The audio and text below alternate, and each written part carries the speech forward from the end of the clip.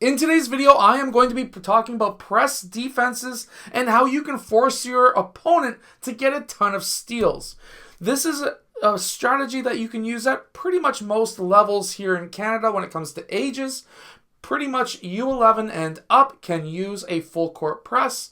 So let's get down and let's check out some strategies and why you really want to use a full court press. So let's check this out. Really quickly, if you want a killer half-court zone, make sure to go check out my Unbeatable Basketball Zone Defense book. That is down in the description below. Okay, so the red team here is going to be defense. The blue team is going to be offense. One of the most simplest strategies that you can run to beat a press is for these guys to cross, the ball to be passed in. You do not want to be anywhere near the sideline, and then that's going to bait that defense over so that you can get a reverse pass back to the point guard, who can then potentially swing the ball over to this side, who can get that ball up, and we've beat that press and we can go 2-on-1. However, that's like a best case scenario. The other option is we can swing it around. That's going to be shifting the defense. Player 4 comes to middle. We pass here. That makes player 5 make a decision. Does he want to try and guard 4 or does he want to try and guard this guy? It's a 2-on-1 situation. Not fun. So there's easy ways to beat a press. Now, how you can force players into forcing those turnovers is by keeping them outside of the volleyball court that's on most basketball courts in high schools. If you can make these players on offense go up the sidelines, you can then trap along the sidelines so that they cannot go towards the middle of the court or advance up to the half-court line or down court. Now, there's a lot of different strategies here. There are some coaches who will say, I just need you to trap the opponent along the sideline. I don't care where. While other coaches will say, I want you to trap them right here so that they can't go back over court. They can't go this way. They can't go advance. And they obviously can't go out of bounds. So one of the basic strategies that teams will use is a 1-2-1-1 full court press. The basic strategy behind this is when these players split, we're going to have a double team here trying to trap the ball right there. This is going to bring player 2 down. Player 4 is going to be moving over. You can also play it where player 5 moves over. There's a couple of different strategies here. I just personally like player 2 or player 4 moving over. That way, let's say these players here, let's say they do what they're supposed to do, which is basically, depending on the strategy,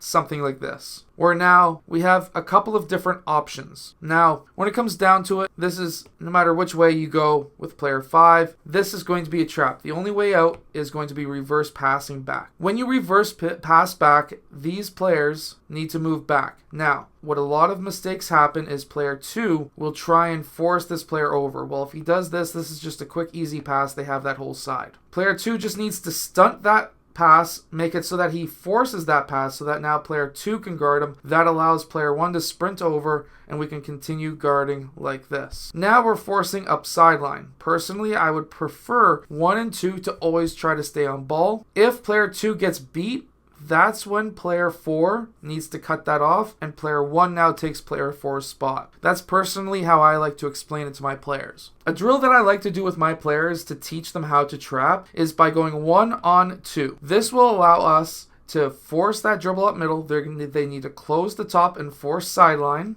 If player 1 is then the player who is attacking sideline and player 3 is defending, player 3 should be sliding along trying to force that player towards that sideline. Player 2 needs to be bringing up the rear, but in a situation where player 1 can't split between the two. Because what will happen is if player 3 gets too far ahead and player 2 is not close enough, player 1 can split them and now he has the whole court to run. The idea in this drill is to trap along the sideline. Another drill I like to run is to go 1-on-3.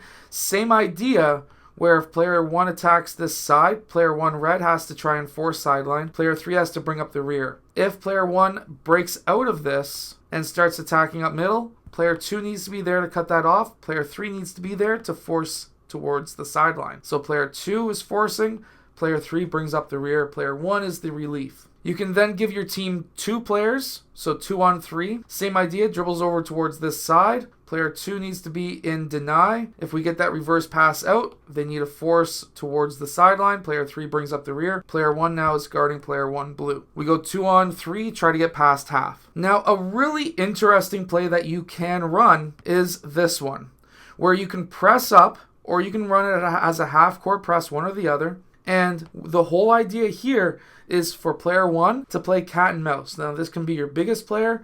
You could have your setup like this or like this. It doesn't matter. But the idea here is a lot of teams will try to beat a press up middle. If that's the case, then instead of player 5 being overbearing trying to play in front because now they can do that lob pass over, he sits back maybe 2, 3, 4 feet. He waits for that pass and then he jumps past that player, arms over top of the player to intercept that pass, and this can be an easy turnover. Doesn't matter the type of defense, it can be a 1-3-1. You can also run it as a 2-2-1 as well, where these second line players, what they have to do, let's say, is this. If the ball is right here and we have a man on here, player 4 is starting to get ready for that trap. Player 3 plays right behind instead of trying to front. He plays behind so that when this pass goes, he jumps past, he intercepts, and then he goes back the other way and scores. This is an easy concept that you can have to be able to teach your players. I hope that this video has helped you. Make sure to go check out my